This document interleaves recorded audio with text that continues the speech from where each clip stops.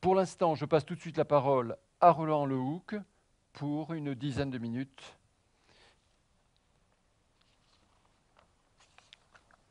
Je vous laisse la place. Ouais. Déjà allumé. Ah oui, ça marche, direct. C'est le grand luxe. Alors, une dizaine de minutes sur habiter l'espace, en commençant par ce qu'on sait faire. Je ne vais pas évoquer ce qu'on a su faire réellement, les stations qui ont précédé la Station spatiale internationale que voici, les stations Mir, les stations Skylab, Salyut, etc., la station chinoise qui a été récemment désorbitée. Je montre la Station spatiale internationale qui est très emblématique. C'est un peu le sommet de ce qu'on sait faire. Ça tourne à 400 km d'altitude à peu près. L'altitude varie un peu de temps en temps avec les frictions atmosphériques résiduelles. 450 tonnes, c'est pas mal. C'est pas quand même énorme. Hein. C'est beaucoup plus vite que la Tour Eiffel en masse, ou que même un gros machin. Dimension, typiquement un terrain de foot. Population 6 personnes. Puissance de ce truc à peu près 110 kW. Les 2500 mètres carrés de panneaux solaires produisent à peu près 110 kW.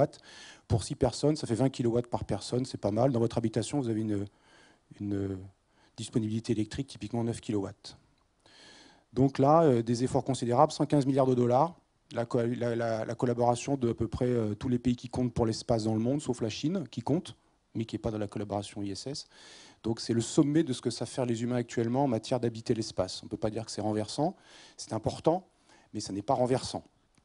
Et cette idée d'habiter l'espace durablement, on va le voir, il y a des projets d'ingénieurs, des rêves d'ingénieurs qui ont été imaginés depuis bien longtemps, un petit siècle, disons, un petit siècle, 90 ans.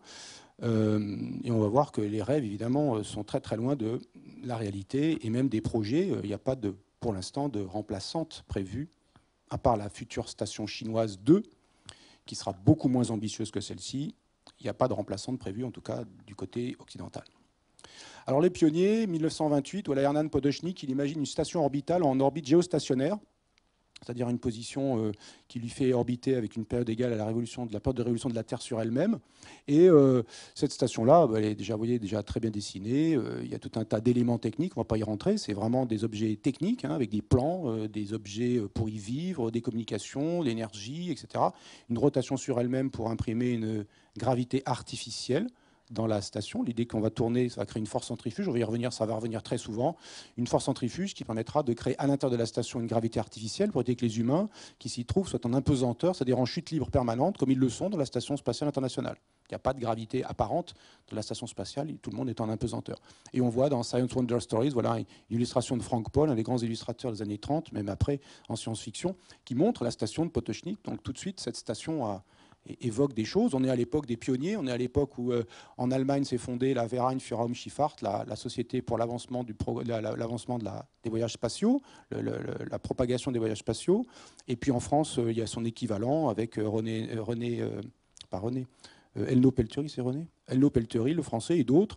Et donc, il y a des sociétés spatiales qui se produisent. Il y a la British Interplanetary Society. Bref, on est en pleine effervescence spatiale, et c'est les années 30. On va arriver, et il y aura la Seconde Guerre mondiale, bien sûr.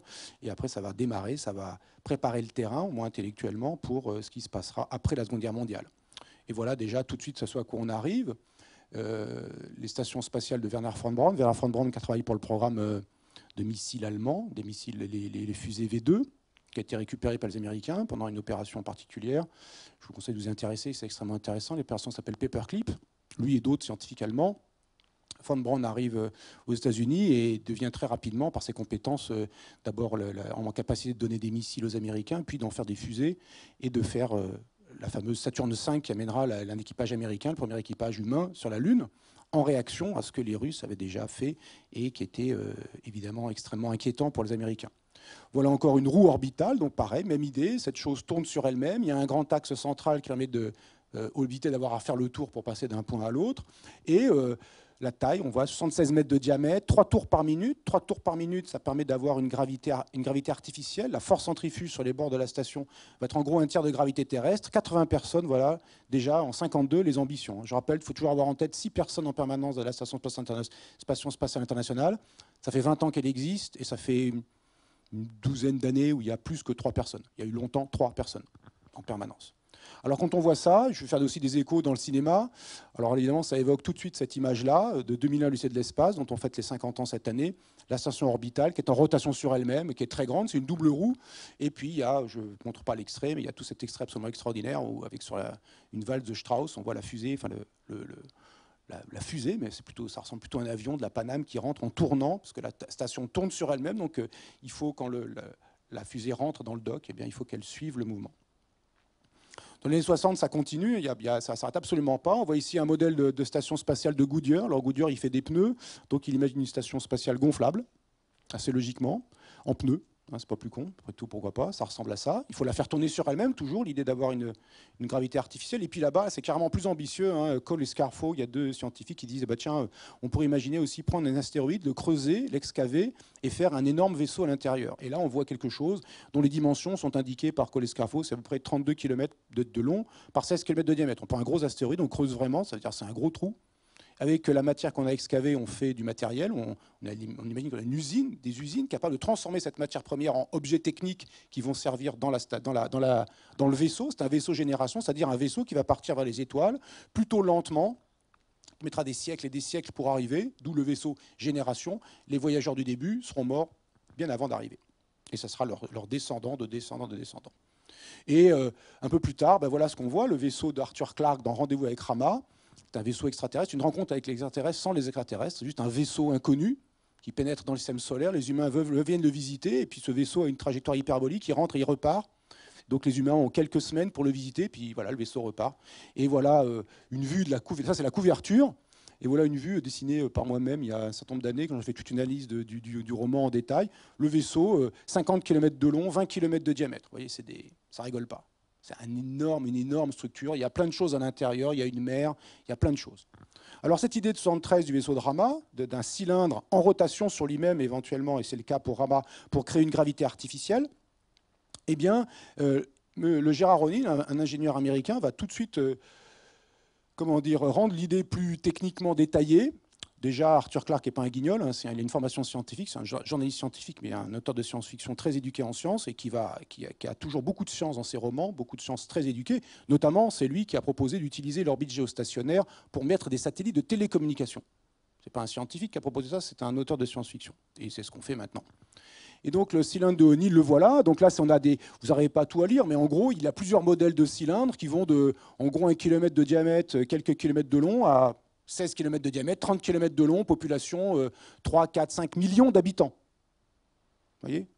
On n'est pas à 6, on est à des millions d'habitants. Vous imaginez là-dedans des nuages, hein. Il y a une atmosphère, hein, il y a 10 km d'épaisseur au-dessus du sol, la rotation fait une gravité artificielle de une gravité terrestre, ça permet d'avoir une pression atmosphérique variable avec l'altitude, ça permet d'avoir une atmosphère, des nuages, de la pluie, enfin tout ce qu'on veut. D'accord? C'est une Terre en miniature. Alors évidemment, ça pose des problèmes techniques non négligeables de gestion de tout ça. Et cette question-là est intéressante, parce que d'avoir une Terre en miniature, ça veut dire comprendre comment fonctionne la Terre pour la répliquer, et comment on organise les gens qui sont dedans. Parce que là, ce n'est pas six types, où on peut essayer de s'arranger en discutant. Et des fois, ça ne marche pas quand même. Là, c'est des millions de personnes. Comment on fait société dans une caisse à savon orbitale? Sachant qu'évidemment, elle n'est pas autonome. Il y aura toujours des pertes dans les systèmes de recyclage et tout ça. Il faut toujours importer de quelque part, importer ce qui va manquer, le petit quelque chose qu'il va falloir récupérer à chaque fois. Alors voilà, il y a des magnifiques représentations qui sont faites par les artistes pour le compte de la NASA. Là, c'est une paire de cylindres de O'Neill ils vont ensemble et ils tournent l'un dans un sens, l'autre dans l'autre sens. Ils sont contrarotatifs, de sorte que, comme on dit techniquement, le moment cinétique global soit nul. Ça permet de mieux stabiliser le vaisseau, de pouvoir l'orienter. Notamment, on voit ici les grandes parties oranges que l'on voit là sont des réflecteurs qui envoient la lumière solaire. Parce que voilà comment ça se présente à l'intérieur. On voit des grandes zones transparentes où pénètre la lumière, et puis des grandes zones habitées, arborées, avec des lacs, des fleuves, ce qu'on veut, des fleuves, n'exagérons rien, des rivières, et où on peut habiter. La lumière rentre par des trous par tiers, et on peut fermer si on veut faire la nuit. Et puis quand on regarde dans le cinéma, la station Cooper de Interstellar, c'est exactement un cylindre de O'Neill, hein, à peu de choses près. Il y a une grande zone lumineuse qui est claire, et puis il y a ce système qui fait le tour. À part que c'est un peu ridicule de mettre du maïs dans une cylindre de O'Neill, c'est une des céréales qui consomme le plus d'eau. Vous êtes dans une ambiance où il y a peu de ressources, hein, vous avez celle que vous avez sous la main, et puis c'est tout. Là, c'est assez évident dans une station comme ça, même si ça fait 30 km de long, vous vous rendez bien compte que vous êtes dans une caisse à savon. Bon, et là, c'est déjà 8 minutes, c'est ça? Bon, ça va être rapide. Et donc, vous êtes dans une caisse à savon et vous êtes déjà embêté. Et on ne met pas du maïs, quoi. C'est un peu ridicule. Donc on peut estimer 200 mètres de rayon de courbure et la période de rotation, on peut faire un petit calcul, 30 secondes. Il y a des suites. Le tore de Stanford, la même idée, mais ce n'est pas un cylindre, c'est un tore, une roue de bicyclette, une bouée qui tourne. Et voilà les vues intérieures. Hein, là, vous vous rendez compte, ce n'est pas pour les Pékins. Là. Ce n'est pas vous qui allez habiter là-dedans. Vous voyez, ce n'est pas vous. Probablement. Hein. Voilà, pareil, dans Elysium. Dans Elysium, c'est très clair, hein, c'est la racaille reste sur Terre où ça pourrit, et puis ceux qui ont les moyens, ils s'arrachent, ils s'élèvent au-dessus. Donc ça pose des questions quand on fait des grandes stations, qui on met dedans? Quand c'est 6 types, les meilleurs d'entre nous, la crème de la crème, ceux qui sont vraiment spécialisés là-dedans, c'est Thomas Pesquet, c'est les très forts pour l'espace. Mais quand on en met 200 000, qui on met? C'est pas vous non plus, hein, parce que vous n'avez pas les moyens. Alors voilà, les vues intérieures d'Elysium. C'est pas mal, hein, il y a des petits châteaux, tout ça, c'est la vie est belle. Où est-ce qu'on place ces colonies? C'est un point intéressant. Eh bien, on va les placer. Là, c'est le système Soleil-Terre, mais ce n'est pas pour Soleil-Terre qu'on va utiliser, c'est le système Terre-Lune. Il y a des points de Lagrange, qu'on appelle points de Lagrange, qui sont des points où la force gravitationnelle de la Terre, plus gravitationnelle de la Lune, plus la force centrifuge, s'équilibre. Et il y a 5 points d'équilibre. Et il y en a 2 qui sont des équilibres stables, les points L4 et L5, et 3 qui sont des équilibres instables. Et c'est à ces points-là, L4 et L5, qu'on veut mettre du système Terre-Lune, pas du système Terre-Soleil, qu'on veut mettre ces stations orbitales. À 380 km de la Terre, 380 km de la Lune, et Terre-Lune, à peu près 380 000 km. Il y a même un groupe qui s'appelle la L5, la L5 Society, qui est là pour la promotion de stations orbitales en L5 et en L4. Les 2 points de Lagrange qui sont utilisables d'équilibre stable. Alors ça, on pourra discuter longuement pourquoi on veut les mettre là. Et puis pour conclure, ben voilà, ça c'est une œuvre d'un artiste space art français très connu internationalement, Manchu. Alors là, c'est un autre monde, hein, c'est de la science-fiction. Enfin, j'entends, c'est de la science-fiction. Ça veut dire, on y va franco, là, c'est Sense of Wonder. Vous voyez, là, le truc qui s'élève, là, ben, c'est simplement un ruban, un anneau, et c'est un truc qui fait des millions de kilomètres de rayons, qui tourne sur lui-même, comme ça, et qui est tout plat. Et là, vous avez une atmosphère, tout ça, et là, vous avez l'équivalent de 100, 1000, 10 000 fois la surface de la Terre sur une espèce de bande qui fait le tour, un grand tour, qui tourne sur elle-même, qu'on appelle les orbitales. Et éventuellement, ceux qui ont lu l'anneau-monde, ça fait un rayon qui est égal au rayon de l'orbite terrestre. Vous avez une bande qui fait des milliers de kilomètres de large et qui fait le tour du Soleil avec un rayon égal au rayon de l'orbite terrestre. Donc là, on est dans le... Attention, les gars qui ont les moyens, vraiment les moyens pour faire ça. Donc il y a beaucoup de choses. À peu près rien n'est réalisé. Ce qu'on sait faire, c'est déjà pas mal, c'est déjà extraordinaire. On voit que c'est énormément d'efforts, mais ça reste évidemment très très léger au regard de ces rêves d'ingénieurs qui nous font toujours rêver, mais qui sont, on pourra en discuter après, assez difficiles à réaliser en pratique. Je laisse la parole à Hugo.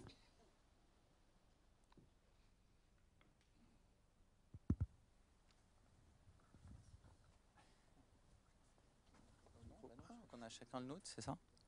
Bien, bonsoir. Ravi d'être ici avec vous.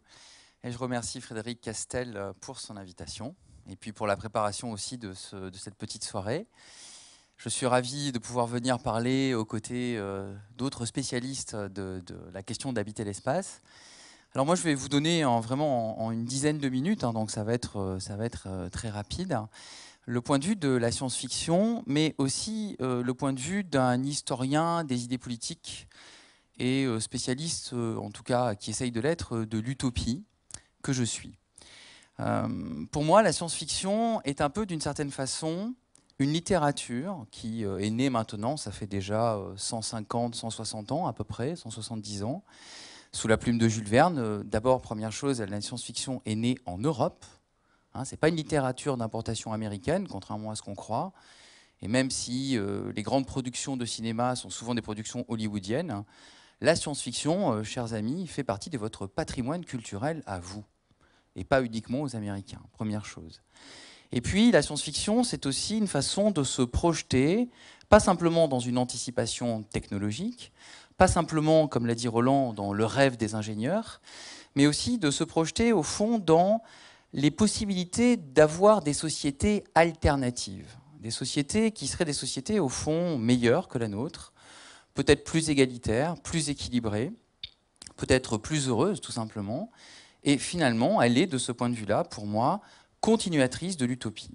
Alors je vais voir simplement quelques aspects et vous poser la question, en fait, en quelques minutes, de savoir si au fond ces stations orbitales qu'on vous a présentées, les arches spatiales qui vont peut-être sauver l'humanité après un exode lorsque nous aurons fini de détruire la planète, ou ces fameux vaisseaux générationnels où des générations entières d'êtres humains se succéderont, naîtront, mourront et continueront d'exister dans un vaisseau qui finira par devenir leur propre monde.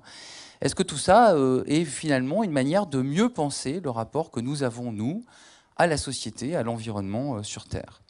Donc j'ai choisi quelques extraits et je commence par un auteur que vous connaissez très bien, j'imagine. Hein, qui ici, parmi vous, n'a pas lu Isaac Asimov? Hein, c'est le père des robots, c'est le père du cycle de fondation. C'est un scientifique de formation, un chimiste, né en Russie mais naturalisé américain. Et il a fait toute sa carrière à la fois en tant que grand vulgarisateur et aussi en tant qu'auteur majeur de science-fiction. Et bien évidemment, Isaac Asimov, dans les années 50, est l'un des premiers auteurs, ce qu'on appelle l'âge d'or de la science-fiction, à se plonger et à se pencher sur la question de l'habitat spatial. Et comme c'est quelqu'un de très rationnel, je ne sais pas si vous avez lu une grande partie de son œuvre, mais il est toujours dans des problématiques très très rationnelles, eh bien il ne s'embarrasse pas de phrases lyriques ou en tout cas de considérations philosophiques. Il va au fait, il va directement sur la question de à quoi peut bien servir une station spatiale. Peut-être que nous n'avons pas besoin de station spatiale et peut-être qu'à ce moment-là, il faut simplement des vaisseaux pour nous amener jusqu'à d'autres mondes et établir des colonies. Alors voilà ce qu'il nous dit dans son cycle pour la jeunesse qui s'appelle Les aventures de David Starr en 1952.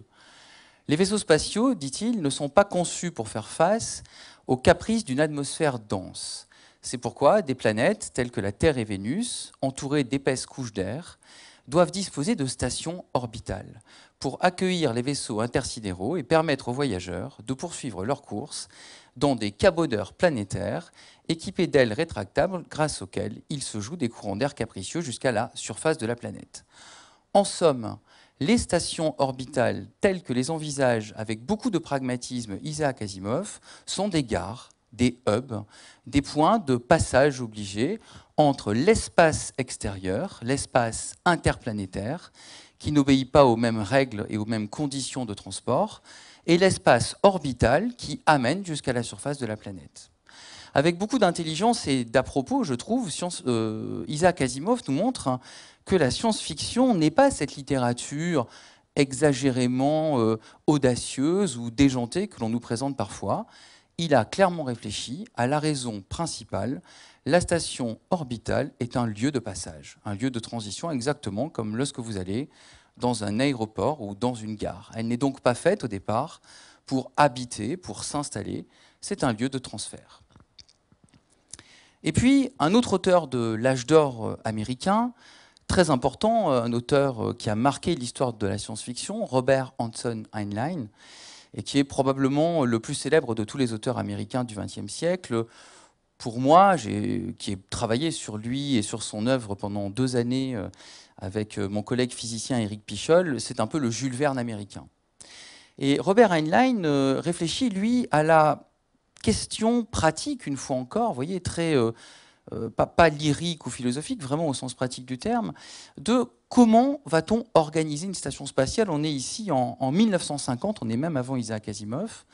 Et voilà ce qu'il dit, comme si cette station existait, bien évidemment.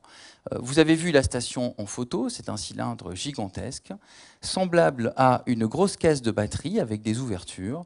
Pour livrer passage à la proue des vaisseaux, on aurait pu faire tourner la station entière, mais un vaisseau ne peut pas accoster contre un derviche tourneur. C'est pourquoi on avait construit une partie pivotante pour le confort de l'homme, gravité artificielle, et une partie fixe pour les déchargements, les réservoirs, le dépôt et le reste. On passe ainsi de l'une à l'autre par le moyeu. Ce que vous reconnaissez, c'est exactement ce que vous a montré Roland Lehoucq tout à l'heure avant moi. Ça correspond au rêve des ingénieurs. Pour moi, ici, il y a un message qui est très important et qui détermine le regard que nous pouvons avoir sur la science-fiction lorsqu'elle se penche sur les stations orbitales et sur l'habitat spatial. Elle a les mêmes préoccupations, les auteurs de science-fiction ont finalement, ici en l'occurrence Robert Heinlein, les mêmes préoccupations que les ingénieurs. Il s'agit d'imaginer des espaces de vie crédibles, d'imaginer des espaces de vie pratiques et qui répondent aux besoins physiologiques, économiques et institutionnels des individus. D'une certaine façon, avec Robert Heinlein, on entre petit à petit dans cette parenté entre la construction ou la recherche d'une station spatiale orbitale et la recherche qui existe depuis les temps modernes d'une cité parfaite, d'une cité idéale. Il y a un parallèle à faire entre l'utopie de Thomas More et les stations orbitales de Robert Heinlein. Elles cherchent toutes deux à donner les clés d'une société réalisable et équilibrée. Et ici, on le voit très bien, hein, la partie centrale où la gravité est absente facilitera le déversement, le dépôt des marchandises. Et puis on reconnaît la conformation de la station spatiale qu'a évoqué Roland. Alors ce cylindre de O'Neill, on le retrouve aussi, bien évidemment, et il vous l'a cité tout à l'heure dans Rama, l'œuvre d'Arthur Clarke. Attention, petite précision, Arthur Clarke, c'est un scientifique, hein, tu l'as dit Roland, mais c'est aussi un Anglais. Hein, il n'a pas la même approche, il n'a pas la même culture. Hein, il y a des grandes différences de culture politique et de culture même pratique entre les Anglais et les Américains. N'allez pas assimiler sous le nom même d'anglo-saxon ces deux cultures qui sont divergentes hein, par bien des aspects. Et alors vous voyez ici dans Rama, eh bien, on découvre un artefact extraterrestre, quelque chose qui vient d'ailleurs, qui entre dans le système solaire et qui est rigoureusement vide, mais qui se comporte et qui se présente comme un environnement qui pourrait être adapté à l'humanité. Alors regardez comment Clarke interprète, ou en tout cas présente Rama. Nous avons appelé plaine centrale cette portion de cylindre longue de 50 km qui sépare deux dômes, les deux dômes. Il peut sembler insensé d'appeler plaine une surface aussi évidemment courbe, mais à notre sens, cela est justifié. Elle nous apparaîtra plate quand nous nous y poserons, tout comme l'intérieur d'une bouteille peut paraître plat à la fourmi qui la parcourt. Et là, vous avez un autre élément très important, c'est la notion de point de vue. La science-fiction est toujours extrêmement attentive au point de vue qu'elle adopte. Ce que nous propose ici Arthur Clarke, c'est de prendre le point de vue de l'être humain.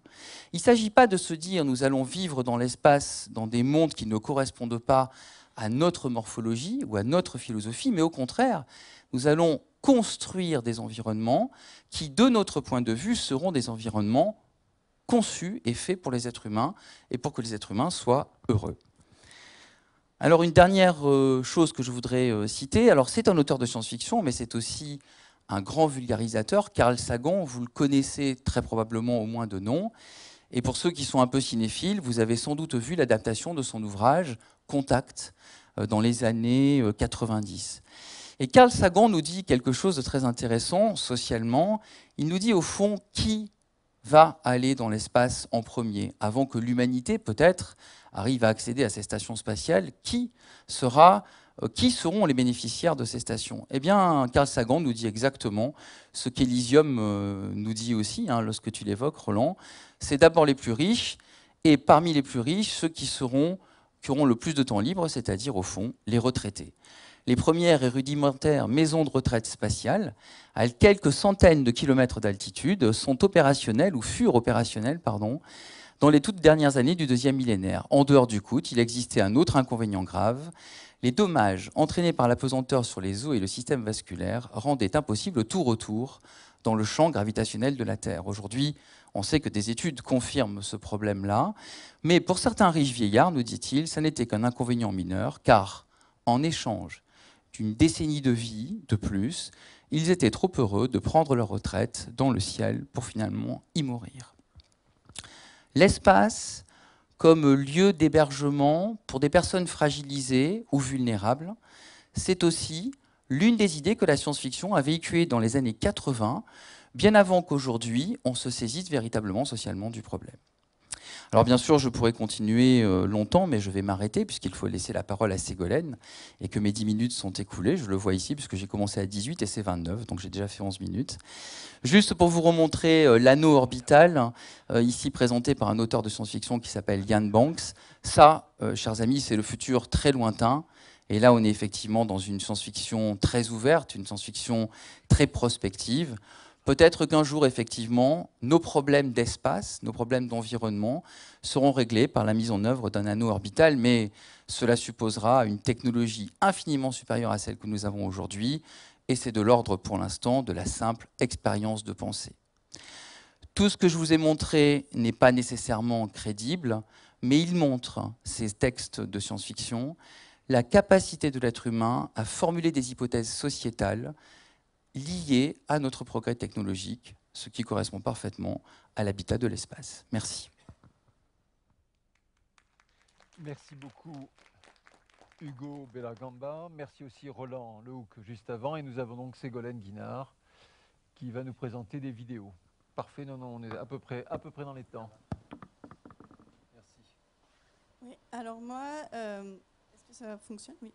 Moi, je vais plutôt m'intéresser à la dimension écologique, puisque c'est une dimension qui est extrêmement présente en fait dans le film que vous allez voir, et qui est étonnamment présente. C'est un des premiers films de science-fiction qui quand même se focalise sur cette question écologique. Et du coup, moi, dans mon travail de thèse, j'essaye d'aller voir ce qu'il en est de l'écologie, des relations aux non-humains, aux animaux, aux plantes, dans l'espace. Donc beaucoup plus d'un point de vue, on va dire, du point de vue de ce qui se passe dans une certaine recherche spatiale que du point de vue de la science-fiction.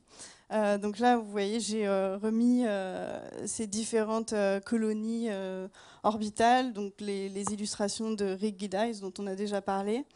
Et donc, pour ce qui est de l'écologie, on voit que c'est assez... bon, ça reproduit des choses qu'on connaît. On a un élevage qu'on peut dire assez extensif. On a O'Neill qui avait à ses collaborateurs expliqué qu'il voulait que ça ressemble à une campagne française. Donc, voilà. Après, pour tout ce qui est réalisme de la question, je ne me prononcerai pas. Mais voilà, toutes ces études en fait, qui ont été faites entre la NASA, Stanford et Princeton sur la manière dont justement on allait vivre. Alors le chiffre, c'était 10 000 personnes. La manière dont on allait vivre en fait, dans ces colonies a été imaginée autour de 75, donc c'est à peu près la date à laquelle sort Silent Running. Vous avez là différentes études qui ont été menées. Ça, c'est le schéma de base. Je ne sais pas si vous arrivez à voir, mais bon, il y a l'idée qu'on va aller sur la Lune, qu'on va extraire tous les matériaux dont on a besoin et qu'on va construire cette colonie avec une gravité artificielle, ce qui résout pas mal de problèmes, comme on va le voir.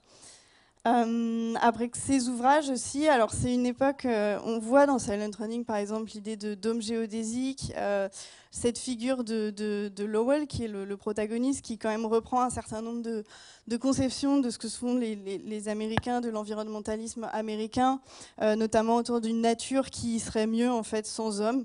Donc on voit que Lowell va finir par se débarrasser de toute présence humaine et confier cette nature à une technologie.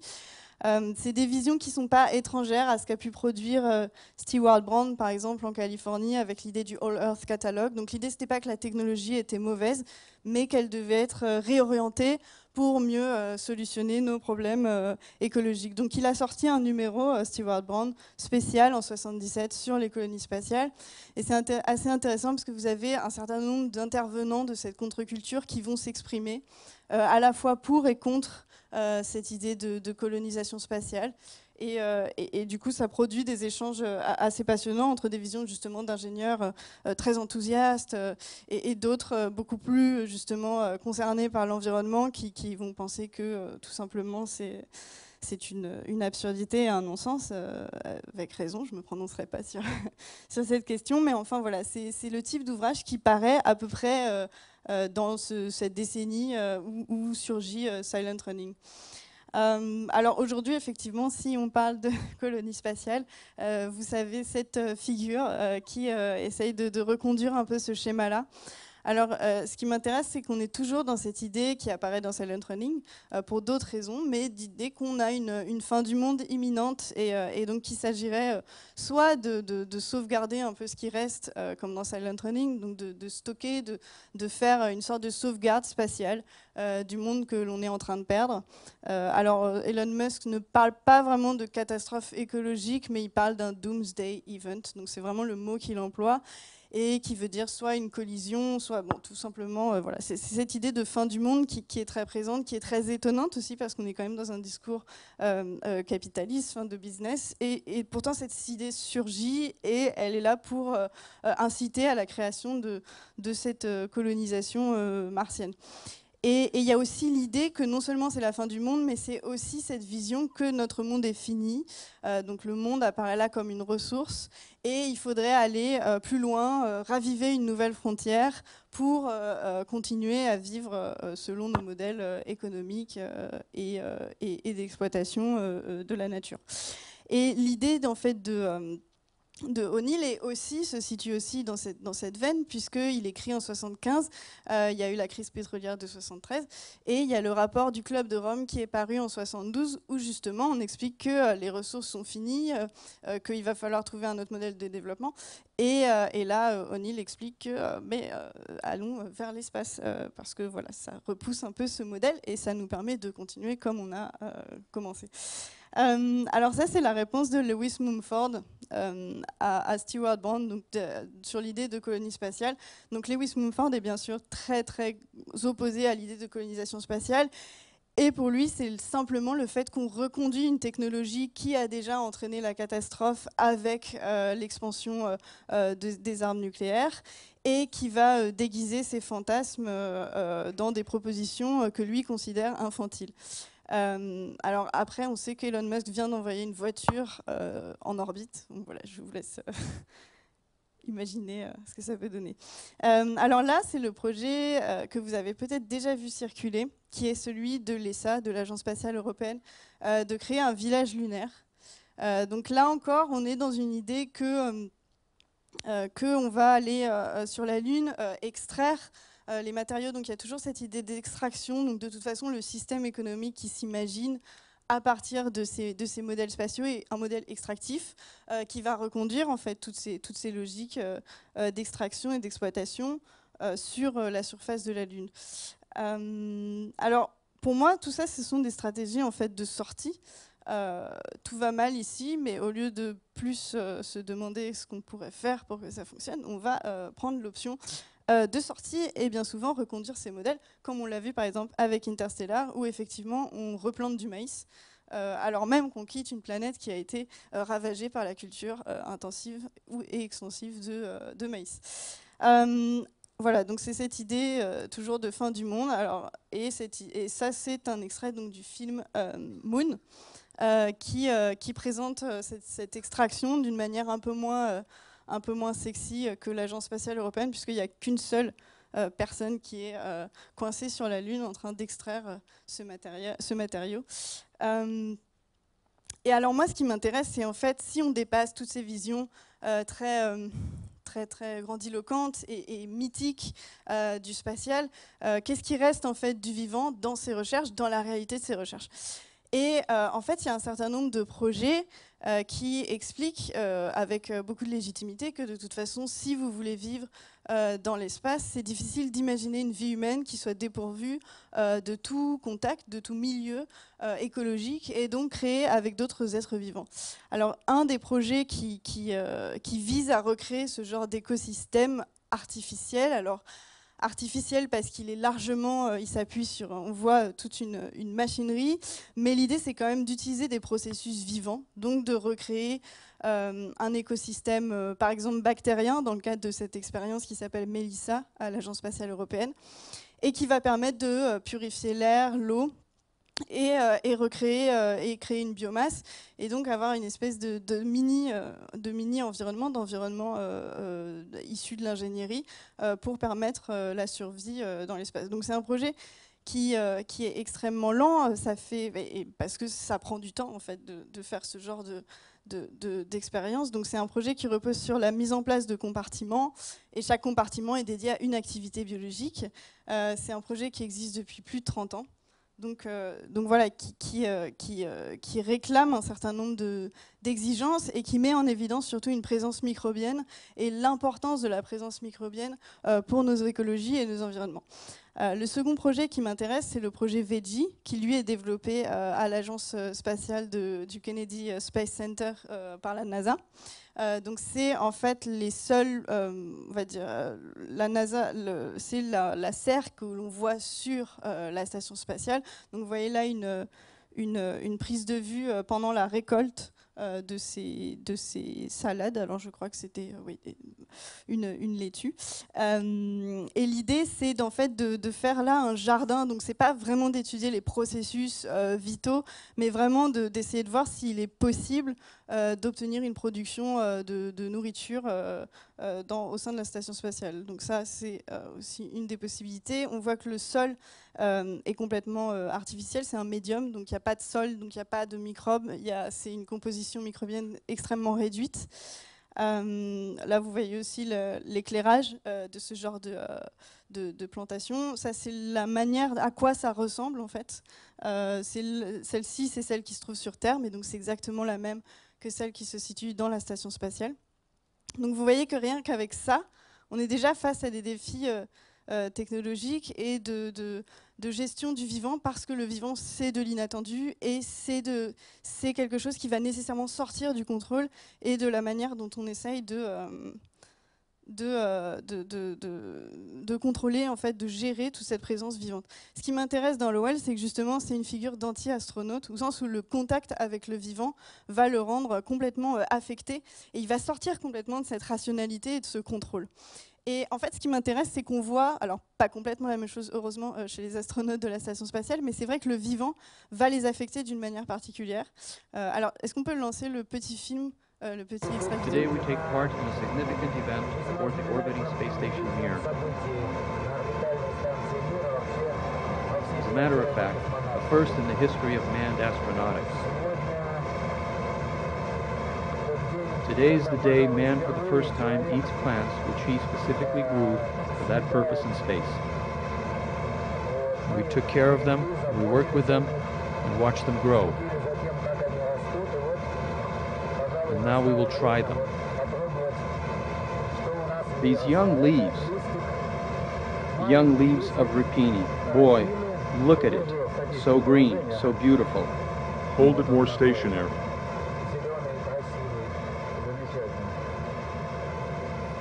Voilà, on peut baisser le son. Mais en fait, ce qui m'intéresse dans ces vidéos, ce serait la première fois qu'on aurait mangé les plantes qu'on a cultivées sur la station. Ça se passe sur Mir. En réalité, c'est pas tellement le cas, parce que les Russes avaient l'habitude déjà de manger certaines expériences scientifiques. Donc on a déjà eu le cas. Ce qui est intéressant, c'est toute cette espèce de sensualité, de sensation qui renaît au contact du vivant, alors qu'on sait que dans l'espace, effectivement, vous avez très peu d'odeur, vous avez très peu de goût, etc. Et dans cette vidéo, il y a énormément de temps passé à juste observer la plante, la toucher, la caresser. Enfin, je ne montre pas la suite, mais c'est assez. Il y a des zooms sur la bouche de ces astronautes, etc. Donc il y a une espèce de corporéité qui se retrouve au contact du vivant et qui est assez étonnante. Enfin, je ne sais pas si vous mangez de la salade avec un tel plaisir, mais en tout cas, eux, oui. Et ça se répète beaucoup dans toutes ces expériences autour des laitues. Donc, vous voyez là Peggy Whiston qui aussi exprime à quel point elle est émerveillée par le contact avec ces petites plantes. Et là, je vous ai mis juste le journal de la courgette spatiale de Don Pettit, donc qui a emmené de façon clandestine, en fait, des graines sur la station spatiale et qui a cultivé ces fleurs et qui a écrit ce journal du point de vue de la courgette, et donc qui montre à quel point cette toute petite présence vivante dans un univers qui est presque dépourvu de présence non humaine, en tout cas végétale, est importante pour ces astronautes et pour leur humanité finalement.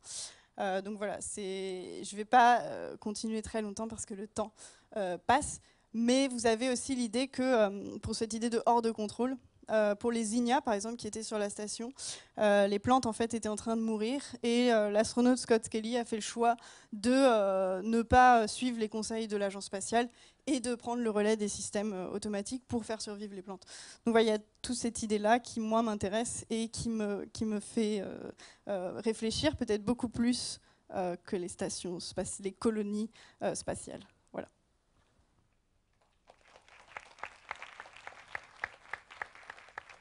Merci Ségolène.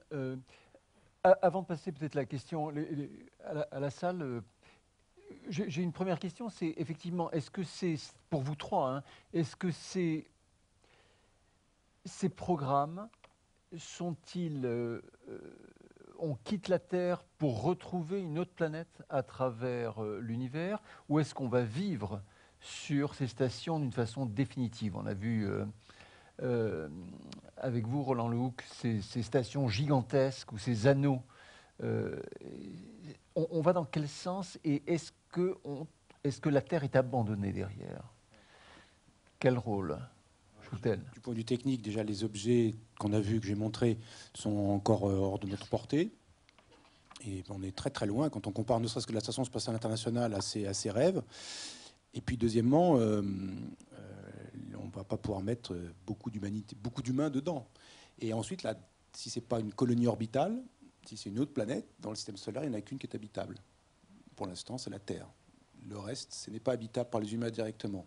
La Lune, c'est hors de question, très difficile. Enfin, on peut faire des choses, un village lunaire peut-être. Mars, on peut espérer un peu mieux, parce qu'il y a déjà un peu d'atmosphère, il y a un peu d'eau, il y a des choses sous forme solide, cachées, qui ne coulent pas, qui ne coulent plus. Mais on peut espérer un peu mieux, mais ça n'est pas du tout trivial. Et sans parler du fait que c'est beaucoup plus loin que la Lune. Donc en fait, le bilan, c'est, à part 6 types dans la Station spatiale internationale, on ne va pas faire beaucoup mieux dans les 30 ans ou 50 ans qui vont venir. Donc il n'y a pas de planète B et il n'y aura pas de colonie orbitale avant un horizon non prédictible, mais probablement très lointain. Alors voilà, ça c'est la situation. Donc on est collé sur Terre. Et alors ce qui est intéressant dans ce que dit Ségolène, justement, c'est que les gars dans l'espace, là, ils sont très contents de voir une feuille verte. Ouais. Et nous, on piétine glorieusement tous les machins verts et tous les machins qui bougent avec des poils, qui sont gentils, qui ont il faut des grands hurons comme ça. On les piétine glorieusement pour l'avance du progrès, qui innove. Et donc, voilà, c'est assez curieux de voir un peu cette dichotomie extraordinaire qu'il y a entre 6 types qui s'émerveillent d'une simple feuille, parce qu'elle a poussé localement, ils sont là, et sur Terre, non, on s'en fout, on roule là-dessus. Donc, voilà, on a un seul vaisseau pour l'instant, c'est la Terre. Voilà, c'est ça un peu le bilan technique, on va dire, et peut-être dans 300 ou 400 ans, mais il faut passer les 300 ou 400 prochaines années pour qu'on puisse en discuter. Merci. Juste, Hugo, je voudrais savoir, quand on voit effectivement la Station spatiale internationale, qui a 18 ans maintenant, avec de vrais équipages internationaux, est-ce qu'il y a un aspect déjà politique et juridique qui s'est mis en place? On parle souvent effectivement de ce côté sanctuarisé de l'espace, c'est-à-dire que les tensions politiques sur Terre, par exemple, entre les États-Unis et la Russie, ne se ressentent pas sur la station spatiale, c'est ce que tout le monde dit. Est-ce que c'est une réalité? Qu'est-ce qui se met en place effectivement pour l'avenir? Alors, je ne sais pas si c'est une réalité, mais en tout cas, il est clair que la coopération entre les nations, tant que les nations serviront de cadre structurant à l'humanité, parce qu'il y a eu un avant les nations, il y aura un après les nations, il est évident que pour aller dans l'espace et pour construire ces projets de ce type, il faut une coopération. Qui dit coopération dit dépassement des spécificités, création d'un droit commun. Alors le droit commun de l'humanité, c'est le droit international. Mais dans le droit international, il y a de plus en plus le droit de l'espace. L'idée que de toute façon, on ne va pas conquérir les planètes en se les appropriant. Il n'y a pas d'appropriation privée de Mars, même si on vous a peut-être vendu des terrains sur Mars à un moment donné parce que c'était à la mode. Les papiers que vous avez chez vous n'ont aucune valeur à part d'amuser peut-être vos petits-enfants ou vos arrière-petits-enfants. Donc il y a cette idée effectivement que le droit, en tout cas, progresse avec la société. Donc si demain, il y a une coopération internationale continue pour les stations orbitales, il y aura par nécessité un droit du futur, un droit spatial du futur qui existe déjà et qui se développera. Voilà. Après, il ne faut pas non plus rêver, c'est-à-dire que Kant rêvait d'un État mondial et d'une paix perpétuelle, et c'était quelques années après la Révolution française, et nous n'avons eu ni État mondial ni paix perpétuelle, et quand on voit aujourd'hui les difficultés que les organisations internationales ont à essayer de défendre une paix qui est de plus en plus précaire, je ne crois pas qu'en allant dans l'espace, on changera la nature de l'homme, et en particulier la nature de l'homme occidental, pour être clair. Donc du coup, il ne faut pas attendre des stations orbitales que ce soit des utopies clés en main. Peut-être qu'on peut, à travers elles, et à travers ces solutions qui sont forcément transitoires, temporaires, c'est-à-dire que, pour répondre à la question d'avant aussi, je ne pense pas qu'on vivra durablement dans des stations orbitales, et de toute façon, la population ne peut pas partir dans des stations orbitales, fussent-elles immenses. De toute façon, c'est inenvisageable. Mais elles peuvent présenter peut-être un espoir vers un nouveau système politique dans lequel on s'organiserait de façon beaucoup plus collective. Voilà. Et juste pour dire un dernier mot sur la science-fiction, je n'avais pas parlé des vaisseaux générationnels. Il y a une belle expérience de pensée qu'offre la science-fiction, c'est ces vaisseaux qui partent à la recherche de planètes nouvelles, ce qu'on appelle aujourd'hui les exoplanètes, la science-fiction les avait imaginées depuis bien longtemps, et qui se perdent en chemin. Ces espèces d'arches spatiales qui finalement se perdent en chemin, et du coup, ce qui aurait dû être un simple moyen de transport devient un monde avec des ressources limitées et avec une gestion de la précarité qui crée de nouvelles formes de société. Et là, je vous renvoie à Montesquieu, au XVIIIe siècle, à l'esprit des lois. Montesquieu nous disait, selon l'environnement dans lequel on se trouve, c'était sa fameuse théorie des climats, on a des sociétés différentes. Évidemment que c'était simpliste et aujourd'hui on est bien au-delà. Mais dans ces mondes-là, dans ces mondes clos, quand le monde est clos, eh bien, les conditions environnementales modifient la pratique politique. Et donc peut-être de nouvelles formes de société apparaîtront à ce moment-là. Merci beaucoup Hugo. On va pas quand même oublier vous présents ici. Des questions, n'hésitez pas. Allez-y. Attendez, est-ce qu'il y a un micro en salle? Je ne sais pas. Très bien, merci beaucoup.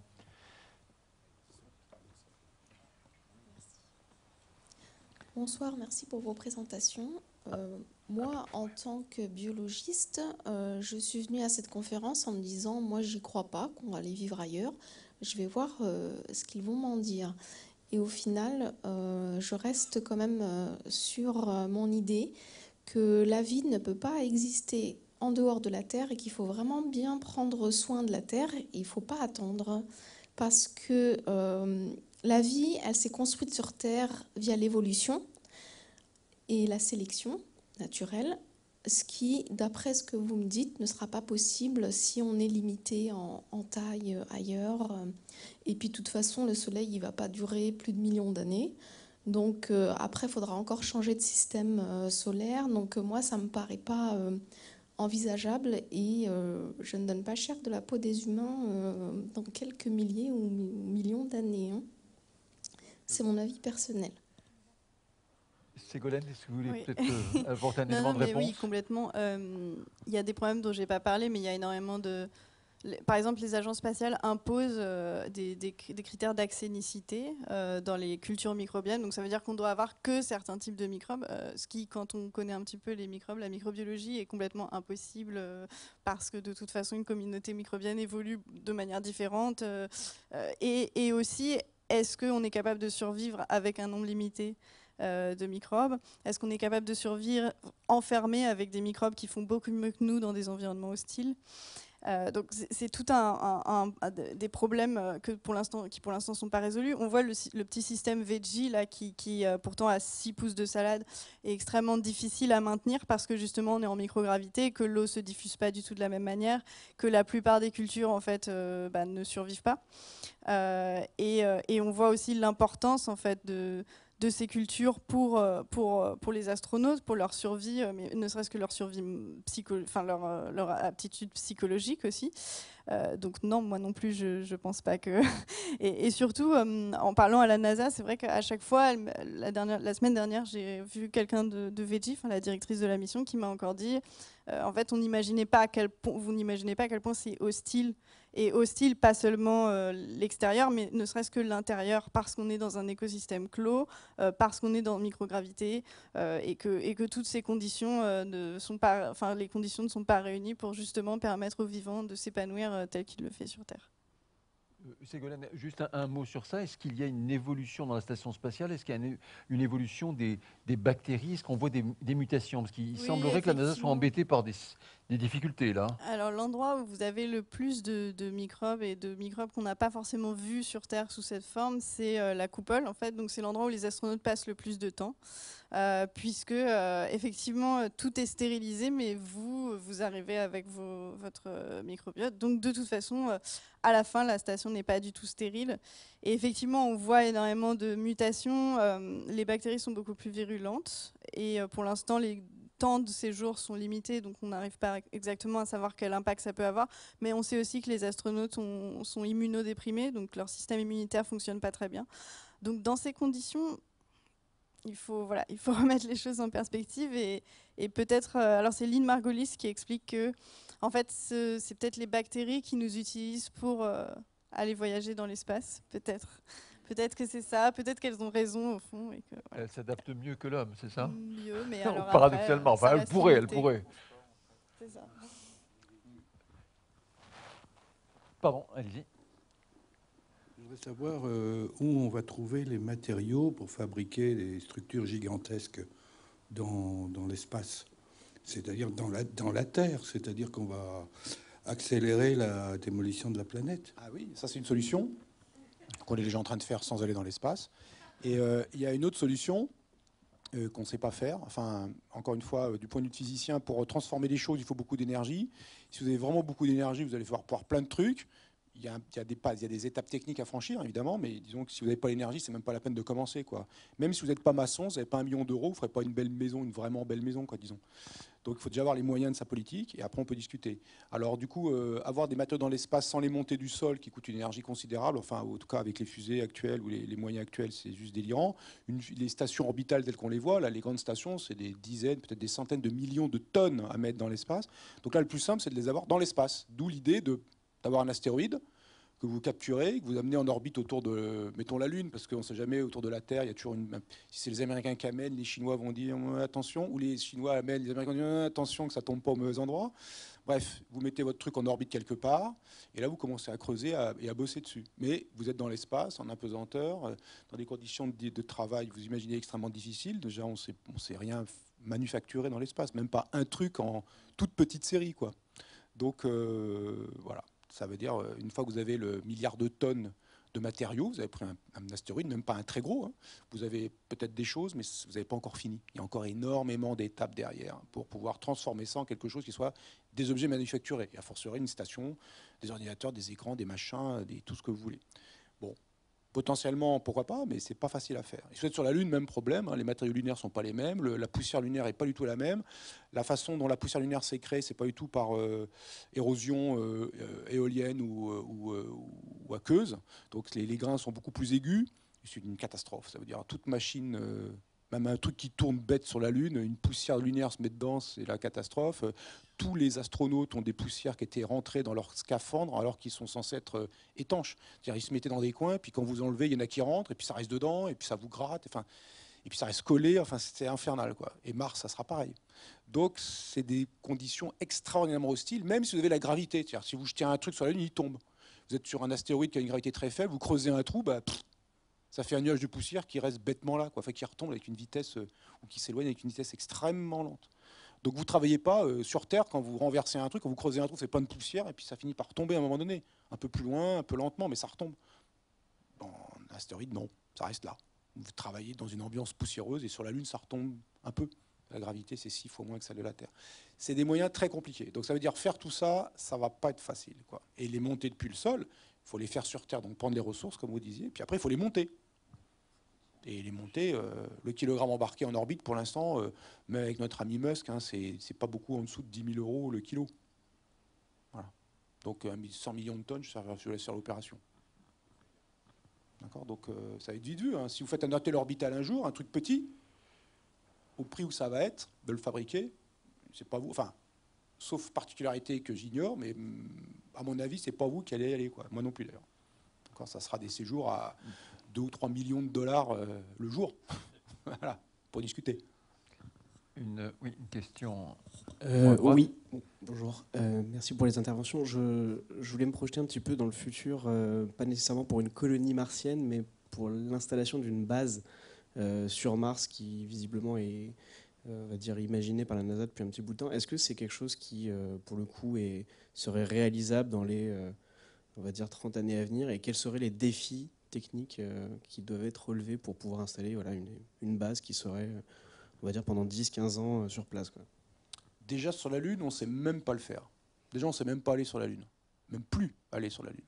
Bon, déjà, Mars, c'est compliqué. On ne sait pas y aller encore. Il y a des projets d'y aller et de revenir. Alors d'installer une base, c'est un autre niveau, parce qu'il faut que les personnes puissent vivre durablement là-bas. Le voyage en lui-même est déjà une tannée. 6 mois aller, 6 mois retour, 1 an sur place, juste pour le voyage tranquille. Le voyage long, longtemps, on va installer une colonie, vous imaginez, il faut faire des rotations, il faut remplacer les gens, etc.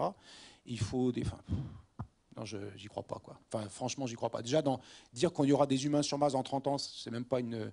Pourquoi il y aurait des humains sur Mars, d'abord? C'est quoi l'intérêt? À part dire j'ai la plus grosse, et tout le monde s'en fout maintenant. Donc, y a pas de, c'est plus la guerre froide, c'est plus je sais pas quoi, donc on s'en fout. Voilà. Donc après, c'est pour travailler, réfléchir, maintenir des équipes en alerte. C'est comme les humains dans l'espace, c'est maintenir un savoir technique, maintenir une compétence, maintenir une présence. Donc, il y a donc un savoir technique. Bon, on peut décider que ça le vaut, mais d'autres scientifiques vont vous dire ah oui, 115 milliards de dollars, mais ça fait 15 super missions géniales vers Jupiter, Saturne, Uranus, Neptune, des trucs vers Mercure, vers Vénus, des orbiteurs solaires par wagon. Enfin bref, on connaît beaucoup mieux le système solaire que maintenant. Alors, avec 15 missions comme celle-ci, qui est en gros le prix de la Station spatiale internationale, dont le bilan scientifique c'est 0. Si, on sait un peu de médecine spatiale et tout ça, mais rien qu'on ne savait pas déjà un peu, des manips dont parlait Ségolène et tout ça, mais on s'en fout de faire des salades dans les sauces, parce qu'ils ne les mangent même pas de façon finalement. Parce qu'ils ont peur qu'on ne sait jamais, et on va d'abord les tester pour vérifier qu'il n'y a pas de problème. Parce qu'en fait, les Russes qui les mangent, les feuilles, c'était les Russes, mais la Station spatiale, nana, ils n'ont pas mangé les salades, je crois. Hein. Juste, on fait pousser les salades, et ils étaient fun et cool, mais... Donc voilà, donc vous voyez... Il y a énormément de choses techniques, ça peut valoir le coup pour le développement technique, et plein de choses, la psychologie des humains et tout ça, mais c'est vraiment que d'efforts, quoi, que d'efforts. Et on pourrait décider qu'on mettrait l'argent, le même argent, non pas sur Terre pour sauver les pauvres. Pour sauver les pauvres sur Terre, il faut arrêter tous les budgets militaires, par exemple. Ça, c'est beaucoup d'argent. Les 115 milliards de dollars de la station spatiale, ça aurait été, certains disent, dans les scientifiques, que peut-être on aurait dû les mettre dans des missions spatiales vers Jupiter, Saturne, enfin des trucs où... Regardez Rosetta. Je suis sûr que vous avez tous suivi Rosetta, Philae qui descend et tout ça. Vous étiez hyper fun. Quoi. Ici même. Hein, c'était juste une tuerie, ce truc. C'était 2 milliards. Quoi. Alors vous faites ça tous les ans. Parce que tous les ans, vous mettez 2 milliards pour faire ce genre de truc. Enfin, et ça prend 15 ans à faire. Mais vous voyez, vous avez suffisamment d'avance pour en avoir tous les ans. Il y a un truc dément qui se passe comme ça. Ça entretient une sorte d'appétence pour l'espace, de connaissances scientifiques qui progressent, etc. etc. Peut-être tout autant que... Est-ce que vous savez qui sont les astronautes dans la Station spatiale internationale maintenant? Quand il y avait Pesquet, vous savez, il y avait Pesquet. Et les autres? Ah si, il y avait l'américaine, Peggy, j'ai oublié son nom, Peggy, tout le monde l'appelait Peggy. Et après, les 4 autres? Et vous le savez, parce qu'il y avait Pesquet qui est français. Quand c'était Parmitano, l'Italien, les Italiens, ils savaient qu'il y avait Parmitano, puis les Français. Si on l'a su quand il a failli se noyer dans son scaphandre. Voilà, parce qu'on en a parlé, parce que là, c'était un truc incroyable. Quoi. Puis surtout, il est resté calme. Balbutiement, vraiment. Ouais, on va dire ça comme Plus ça. Balbutiement, Balbutiement, et c'est vraiment, on le fait oui. parce qu'on peut le faire, que c'est coûteux, mais pas si coûteux. Ça donne une capacité technique, et peut-être ça servira un jour à autre chose. Mais... Une question au fond de la salle. Bonjour. Alors, vous avez un peu anticipé la réponse à ma question tout à l'heure, mais vous avez parlé de mutation de bactéries. Est-ce que si on se projette dans l'utopie sur le très très long terme, et au cas où tous les défis techniques seraient relevés et qu'on arriverait effectivement à obtenir une vie dans l'espace, est-ce qu'on pourrait espérer une espèce de mutation génétique, étant donné que depuis la création de la Terre, l'homme n'a cessé d'évoluer en termes de biologie, en fonction de son environnement, en fonction des différents endroits où il a été. Est-ce qu'on pourrait imaginer, comme dans certains films de science-fiction, des mutations génétiques, c'est-à-dire par exemple des os plus longs, un cœur plus gros voilà, quels effets seraient à attendre sur vraiment le très très long terme sur le corps humain? Juste des éléments, mais moi je ne suis pas biologiste, donc je vais juste répondre avec ce qu'on a pu me dire. Alors, est-ce qu'on peut espérer, de toute façon, si on est exposé aux radiations, je pense qu'on aura des mutations. Est-ce qu'on les espère? C'est pas sûr. Après, pour tout ce qui est corps en microgravité, de toute façon, là, en fait, comme on est tout le temps dans une logique du retour, les astronautes font tout ce qu'ils peuvent pour éviter justement tous ces effets de... Mais il y a énormément d'effets néfastes de l'espace sur le corps. Donc, c'est un stress, c'est un environnement qui est extrêmement stressant. Donc, de là, imaginez, après, donc là, on rentre dans l'idée de l'utopie.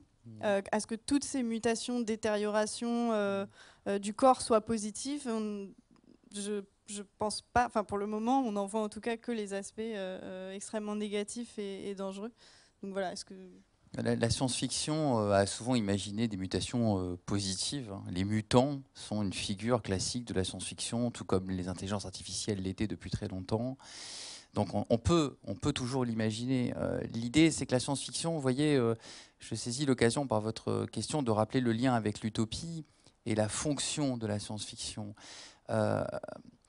C'est pas de la prospective. Hein. La science-fiction, les auteurs de science-fiction ne sont pas des prophètes illuminés.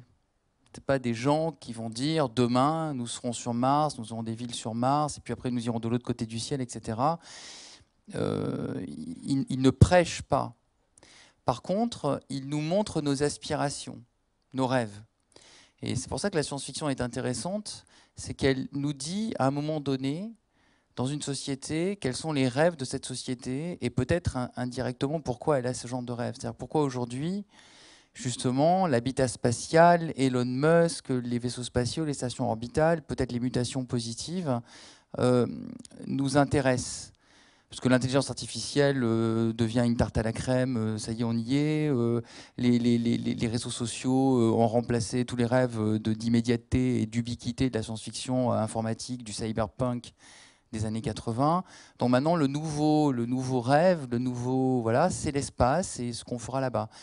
Donc c'est ça qui est important pour moi. C'est-à-dire qu'on soit capable de formuler des utopies futures, sans nécessairement se dire, et monsieur a raison, je veux dire, et Ségolène aussi, et Roland aussi, évidemment, que ce sera facile. Mais effectivement, on ne le sait pas. Donc la capacité qu'on a à rêver des futurs possibles, c'est ça qui est important pour moi. C'est ça qui est intéressant. Et pour le sujet que vous évoquez en particulier, il y a un très joli roman de James Blish qui s'appelle Semailles humaines, et qui raconte comment l'humanité finit par des mutations et par de la manipulation génétique aussi un petit peu, du génome humain, à s'adapter à des environnements. C'est-à-dire au lieu de chercher une planète qui soit une sorte de Terre numéro 2, et que vraisemblablement on ne trouvera pas, parce que même une exoplanète habitable, encore fut-il qu'elle soit pas trop lointaine, ne ressemblera pas à la Terre de toute façon, on le voit bien dans Interstellar, alors à ce moment-là on pourrait adapter l'humanité et changer l'humanité. Alors évidemment on va hurler en se disant que si on manipule nos gènes ou si on manipule nos corps, on ne sera plus des êtres humains. Mais fondamentalement, je reprends ma casquette de juriste, qu'est-ce que l'humain? Si ce n'est d'abord et avant tout une question de définition, ce qu'on appelle les droits de l'homme. Aujourd'hui, nous savons que nous avons des droits parce que nous avons sorti de notre philosophie ces droits de l'homme, d'accord? Donc pourquoi des êtres humains qui seraient différents de nous, peut-être qui nous paraîtraient difformes, parce qu'adaptés à un autre environnement, n'aurait-il pas accès aux droits de l'homme? Donc l'humanité, c'est une question de regard aussi. C'est ça, c'est l'une des choses à laquelle la science-fiction répond. Donc les cyborgs, le problème du transhumanisme, tout ça, évidemment, est lié. Donc je ne sais pas si un jour, les auteurs de science-fiction pourront être vus comme on voit Jules Verne aujourd'hui, avec le Nautilus, avec le boulet, etc. Mais l'important, c'est qu'on puisse le rêver et qu'on puisse savoir surtout pourquoi on en rêve et pourquoi voilà, pourquoi vous êtes là ce soir. Parce que je suis sûr qu'avant d'arriver là ce soir, tous à la Cité des Sciences, vous aviez vaguement en tête que habiter l'espace, ce n'est pas forcément une évidence. Et pourtant, vous êtes là. Donc c'est que quelque part, il y a un besoin collectif et peut-être individuel de se projeter dans ce futur-là. Cyborgs, ça a été imaginé en 1960. Les cyborgs, c'est cybernetic organism. C'était l'idée qu'on va transformer les humains par la machine, pas forcément par la génétique, par la machine, pour pouvoir aller dans l'espace, pour l'adapter à l'espace. Donc c'était explicitement ça le projet de Cyborg. Enfin, pas le manifeste Cyborg, ça c'est encore autre chose, mais le projet initial, le mot initial était forgé pour désigner des humains transformés par la machine pour aller être adaptés aux conditions de l'espace. Il nous reste une dizaine de minutes, donc il faut un tout petit peu... On va passer des questions de la salle, mais répondre de façon un peu plus concise, faute de temps. Allez-y. C'est bon. Je ne vois pas là, à contre-jour. Je suis là. Allez-y. Bonjour. Bon. Alors en fait, tout à l'heure, on a parlé souvent d'infrastructures, en fait, une sorte de vaisseaux spatiaux. Est-ce que, par exemple, la terraformation, c'est un sujet qui, si on se projette vraiment dans le futur, est-ce que c'est un sujet qui est viable? Alors, c'est un sujet qu'on peut penser. C'est-à-dire comme beaucoup de choses en science, même d'éléments qui viennent de la science-fiction, le voyage interstellaire, les orbitales, comme on a parlé, ou les colonies orbitales dont on a parlé, ou la terraformation, des projets qu'on peut penser. Il n'y a pas de besoin de physique extraterrestre nouvelle pour faire tout ça, ou penser tout ça, mais c'est difficile. Voilà. Et ça veut dire transformer complètement une planète, terraformer, ça veut dire transformer une planète pour la rendre habitable par les humains. Alors il y aurait des étapes intermédiaires, juste la rendre habitable par des bactéries extrémophiles terrestres. Par exemple, on appelle ça l'écopoïèse. Et puis après, il y a des étapes graduelles jusqu'à arriver parce que ce soit habitable par les humains. Vous sortez normalement et tout va bien. Et une terraformation de Mars, on peut penser comme imaginer comment on pourrait faire, les premières étapes, mais les échelles de temps à mettre en œuvre, les moyens à mettre en œuvre, et puis les échelles de temps se chiffrent en millénaires, certainement en siècles et probablement en millénaires, et les moyens, c'est des trucs incroyables. Il faut faire fondre entièrement sur plusieurs mètres d'épaisseur sur des milliers de kilomètres carrés de calottes polaires martiennes.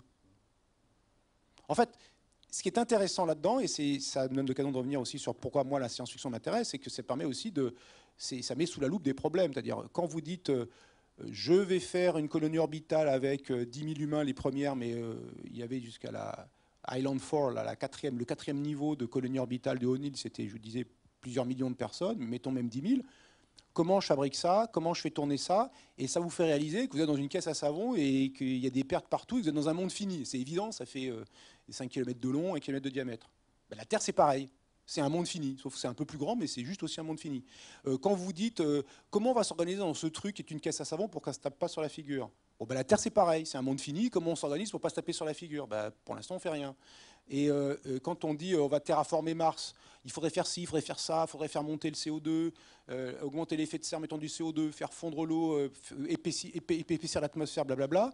Et donc ça a l'air, vous faites fondre, vous mettez des bombes nucléaires, ou tomber une astéroïde, ou tomber une comète sur la... Enfin vous voyez, vous y allez franco, quoi. C'est-à-dire vous faites des catastrophes sur Mars, c'est ce qu'on est en train de faire sur Terre. Donc voilà, vous réalisez en se posant ces questions et en réalisant qu'elles sont faisables, qu'en fait c'est ce qu'on fait. Seulement on ne dit pas on est en train de déterraformer la Terre, on dit en train de glorieusement écraser l'écosystème terrestre au mieux, et au pire on dit vive le marché. Et donc, du coup, voilà, cette situation est intéressante, c'est-à-dire ça met sous la loupe, on se dit qu'on peut le faire, on voit ce qu'il faut faire pour le faire, et on réalise que c'est ce qu'on fait. Voilà, ou ce qu'on ne fait pas, si on parle au problème politique ou au problème de gérer la finitude de la Terre. Donc c'est ça qui est vraiment intéressant. Julie Roland, Ségolène, vous vouliez... Juste 2 points. Le premier, effectivement, pour rebondir là-dessus, la terraformation, on va dire, de la Terre, qui est celle qui nous permet de vivre, on n'en est pas responsable. Je pense que c'est intéressant aussi de lire tous ces auteurs qui nous font réfléchir que, justement, quand je parlais de absence de contrôle, enfin, le vivant nous remet dans une position où c'est pas nous qui avons le contrôle. Donc déjà se placer dans cette idée que on pourrait nous-mêmes générer une histoire de la vie, nous. Enfin, bon, ça paraît déjà assez, d'un point de vue philosophique, assez scandaleux. Enfin, et je pense que j'appuie sur ce terme de scandale. Et l'autre question qui, du coup, va peut-être rejoindre la question du droit, c'est qu'on a un système de protection planétaire qui fait que, de toute façon, pour le moment, on n'a pas le droit d'envoyer n'importe quoi sur Mars, notamment des bactéries, notamment, etc. Et que ce principe, si à la base il est censé nous protéger aussi la science pour pouvoir essayer d'avoir une bonne science qui n'analyse pas comme des formes de vie étrangères, des formes de vie terrestres qu'on aurait exportées. Je me demande aussi, du coup c'est ouvert sur le droit, mais est-ce que ça ne nous protège pas justement de cette espèce d'apprendre, c'est les apprentis sorciers, c'est le livre de Clive Hamilton sur la géo-ingénierie, mais pour moi ça reprend ces questions-là de terraformation. Oui, absolument. Maintenant, la terraformation, c'est ce qu'on appelle effectivement la géo-ingénierie. Alors la science-fiction l'a imaginé, hein. Vous avez la trilogie martienne de Kim Stanley Robinson, Mars la rouge, Mars la verte, Mars la bleue, où sur un nombre considérable d'années, les colons martiens vont transformer Mars en planète bleue. Mais en réalité, derrière ce rêve outré, alors peut-être scandaleux, je ne sais pas, mais en tout cas outré de la science-fiction, il y a une idée quand même sous-jacente, c'est qu'un jour, on va peut-être essayer de terraformer la Terre. Après avoir tout détruit. Et il faut quand même voir les choses en face. La science-fiction, qui est une expérience de pensée, fait particulièrement écho maintenant que le GIEC a eu le prix Nobel. Parce qu'aujourd'hui, dans le monde dans lequel nous nous trouvons, lorsque le GIEC obtient le prix Nobel au sujet du réchauffement climatique, c'est que ça n'est plus un débat de politique. C'est un fait scientifiquement avéré. Et donc, par conséquent, le droit va devoir s'adapter. Et au-delà du droit, nos moyens même de vie vont devoir considérablement changer. C'est-à-dire que nos sociétés ne pourront plus ignorer la loi naturelle. On va arrêter de faire des lois simplement nationales et on va commencer peut-être à devoir réfléchir à une conformité entre la loi naturelle et les lois de tout un chacun. Donc, changer nos sociétés, c'est probablement ce qui nous attend. Et il n'est pas sûr, chers amis, que la démocratie corresponde aux nouvelles exigences qui seront celles de protection de l'environnement. Lorsqu'on sera fait prisonniers de notre propre démesure et qu'on aura le choix entre sauver la Terre et la pérennité de l'humanité derrière, ou continuer à faire ce que l'on veut, ce sera rapidement tranché. Et le droit est toujours le reflet des besoins d'une société. Donc selon l'échelle à laquelle on se place, il faut vous attendre à des systèmes juridiques qui ne seront peut-être pas exactement ceux que vous avez connus dans votre jeunesse, en réalité. Et ça, la science-fiction permet aussi d'y réfléchir. Terraformer la Terre, ça sera très difficile.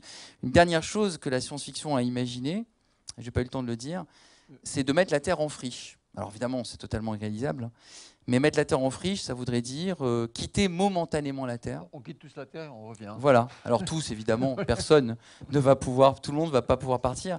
Mais le rêve de la science-fiction, c'était, et c'est un rêve provocateur, hein, évidemment, c'est une provocation, c'est de dire, comme une terre qui s'épuise, une terre agricole, on la met en friche et on attend que les choses se rééquilibrent.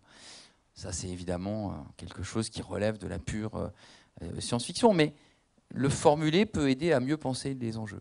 Hugo, je profite parce que j'ai une question politique aussi. Jusqu'à aujourd'hui, en 50 ans, ne vont dans l'espace que des ingénieurs, des spécialistes, des scientifiques, donc une élite. Oui, et quelques touristes. Ma question est, effectivement, le jour où on va vraiment quitter la Terre, comment sélectionner le groupe humain et quel système politique peut-il avoir au moment où on sera coupé de la Terre, alors qu'aujourd'hui, tous les astronautes n'ont aucune décision dans l'espace après 50 ans. C'est toujours l'un des centres de contrôle qui leur dit de faire ceci ou cela. Donc, est-ce qu'il n'y a pas un problème politique à terme que la science-fiction aborde très bien dans ses Bien sûr, réflexions. il y aura un problème. Dès lors qu'on aura des communautés dans l'espace supérieures à 6 personnes, et quand je dis supérieur à 6 personnes, c'est plusieurs centaines de personnes, que ce soit sur la Lune, sur des colonies martiennes ou dans des stations orbitales, forcément, il faut des règles d'organisation sociale. Et l'humanité, depuis Aristote, n'a jamais marché sans règles d'organisation. Alors la notion de sélection, évidemment, elle est inévitable, dans la mesure où les ressources seront limitées, les places seront limitées. Donc il y aura des critères de sélection inévitablement. Alors soit des sélections sur l'utilité sociale des gens, la difficulté ce qu'on trouve dans toutes les utopies, ouais. C'est-à-dire vous prenez Fourier, les phalanstères au XIXe siècle, il faut que chacun ait un rôle social à jouer, à chacun selon ses besoins et à chacun selon sa fonction sociale. Soit ce sera une sélection par l'argent, ce qu'on appelle une plutocratie depuis l'Antiquité, c'est-à-dire les riches partiront et les pauvres resteront. Comme les touristes, par exemple. Oui, comme par exemple. Ouais. Soit une sélection par la génétique. Ceux qui auront des maladies génétiques héréditaires et qui risquent de tomber malades dans l'espace ne partiront pas. Mauvais souvenir, et les autres l'eugénisme, etc. Eugénisme à la clé.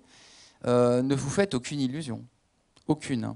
Pour l'instant, nous avons ce qu'on appelle des droits de l'homme et de l'individu qui s'appliquent tant bien que mal dans un certain nombre de sociétés.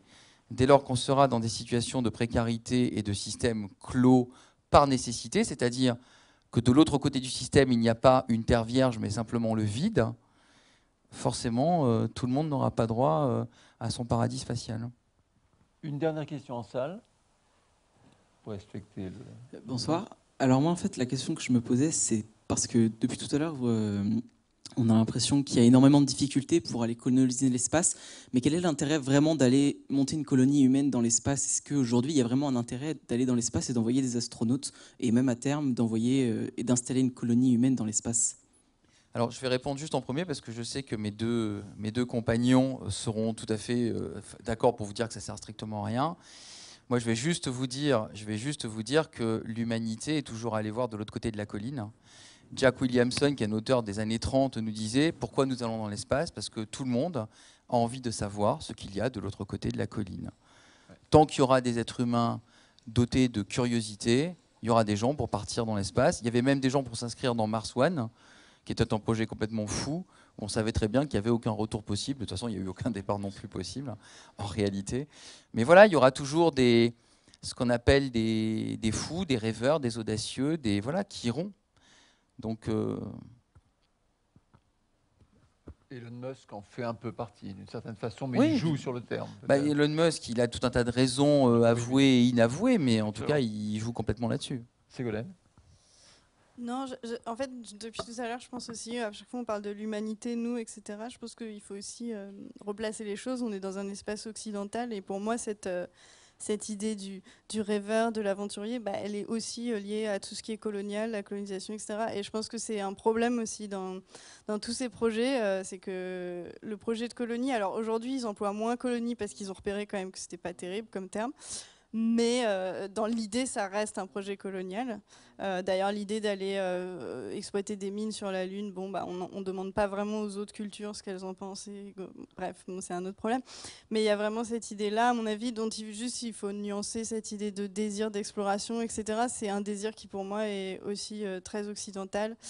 Et souvent, dans ces réunions d'architectes spatiaux, par exemple, qui sont des gens qui travaillent avec les agences, etc., il y a beaucoup cette référence à oui, mais sinon, on n'aurait jamais découvert l'Amérique. Bon, bah, vous voyez que là, on est dans un truc qui est très, très touchy, qui, moi, me gêne énormément, et qui est cette vision très coloniale, qui a été extrêmement. Je ne vais pas refaire cette histoire-là, mais voilà, il y a quelque chose de la post-colonialité qui n'a pas du tout été intégré dans tous ces projets spatiaux. Juste, je suis tout à fait d'accord avec toi, Ségolène. Simplement, attention, au-delà de la volonté de conquête et de colonie, il y a ce qu'on appelle simplement la curiosité du savoir. Et ça, c'est pas lié à une culture particulière. Je veux dire par là, le rapport qu'on a au monde, il peut être pétri de divinité. Moi, j'ai fait un peu d'anthropologie juridique. Ça peut être tout un tas de raisons qui font qu'on a envie de comprendre et d'aller voir ailleurs. Donc, que la science-fiction soit profondément marquée par un colonialisme occidental mal digéré, c'est indiscutable, surtout qu'elle est à dominante américaine de toute façon. Donc, c'est toujours la figure du pionnier, c'est indiscutable. Mais il y a aussi cette idée, voilà, de profondément ancrée dans l'histoire de l'humanité, de savoir, d'avoir, voilà. Et ça, c'est pas, je pense que, enfin, ça peut pas se résumer à la dimension coloniale. Même si sur le fond, je suis largement d'accord, c'est des fantasmes d'occidental. Un mot pour conclure, oui, alors, parce qu'on va devoir passer au film. Ça pourrait être vu de façon désagréable comme de l'enfumage. L'idée que Elon Musk va sauver le monde parce qu'il a un projet pour aller sur Mars, que si c'est pas Elon Musk, ce sera tous les technos, tous les ingénieurs, tous les scientifiques qui bossent pour lui ou qui bossent tout court, qui vont trouver la solution qui nous sortira des ennuis prévisibles et prévus. Et que du coup, toute cette mythologie autour de l'espace et de la colonisation de l'espace, même si on enlève le mot colonie, de l'exploration de l'espace, d'aller récupérer des matériaux dans l'espace avec des astéroïdes, faire des plans, des machins, des trucs. C'est juste l'idée que, en fait, par un petit coup de génie de quelqu'un ou de quelques-uns, on va trouver le moyen de recommencer ce qu'on fait depuis le début, et essentiellement les Occidentaux, et que du coup, c'est reparti pour un tour, mais c'est aussi à l'échelle du système solaire. Ce qui n'est pas gagné du tout, ce qui n'est pas forcément souhaitable, et ce qui est peut-être aussi simplement un enfumage ou de la poudre aux yeux sur la situation réelle dans laquelle on est, qui est que s'il nous reste des ressources finies, si nous avons des ressources finies, ça c'est une certitude, mais qui sont limitées, sont de plus en plus limitées, peut-être faudrait-il les investir dans quelque chose qui nous permet, peut-être le dernier crack, le dernier pétard, c'est ouais, génial, on a envoyé 2 types sur Mars, mais peut-être on a envie, il y a peut-être des trucs plus malins à faire que d'aller sur Mars. Enfin, envoyer des humains sur Mars. Ségolène. Non, je vous renvoie juste parce qu'on parle de science-fiction. Il y a une science-fiction post-coloniale, il y a une science-fiction africaine, il y a une science-fiction autochtone. Donc je vous encourage aussi à aller voir ces traditions-là qui vont explorer d'une manière complètement différente ces questions-là. Voilà, juste pour parenthèse. Très bonne remarque. Il y a aussi une petite note d'espoir quand même, c'est que bien sûr que le schéma de l'exploration est occidental et très, très américain, mais on est, je crois, plus d'une 50aine d'agences spatiales qui ont été créées ces dernières années. Alors pour des raisons, bien sûr, de télécommunication et plus pratiques. Malheureusement, on va devoir conclure ce question-réponse, mais il y a un très beau film donc, qui suit, Silent Running, qu'a évoqué Ségolène. Avant de ça, je n'oublie pas, le 30 juin prochain, vous avez une journée internationale sur les astéroïdes, ici même, donc ça c'est le prochain événement. Pour revenir au film, on a dit que c'est un film de Douglas Trumbull, c'est donc cette thématique de l'arche de Noé, avec un équipage qui doit ou qui ne doit pas sauvegarder la forêt et les plantes sur Terre. Et cette thématique-là est une thématique quand même assez importante puisqu'on voit à quel point notre planète se détruit à une vitesse grand V. Un dernier mot sur Douglas Trumbull. Il a aussi participé, après ce film des années 70, à Odyssée de l'espace et à Blade Runner. Donc merci à tout le monde. Certains de nos invités vont devoir nous quitter, mais d'autres restent. Et nous allons voir ce film qui va commencer dans quelques minutes. Juste un dernier mot. Je vous en prie, Roland. Oui, vous parlez d'astéroïdes, c'est un problème extrêmement intéressant, scientifiquement extrêmement intéressant. Ça peut être une justification d'avoir un programme spatial pas entièrement nul. Oui. On pourrait d'une certaine façon dire que les dinosaures ont disparu parce qu'ils n'avaient pas un assez bon programme spatial.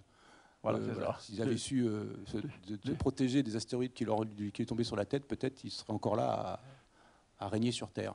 Donc il faut quand même avoir un petit programme spatial si on ne veut pas éviter de s'en prendre un sur le coin de la figure. Enfin, en tout cas, on peut tenter le coup éventuellement. Voilà. Voilà.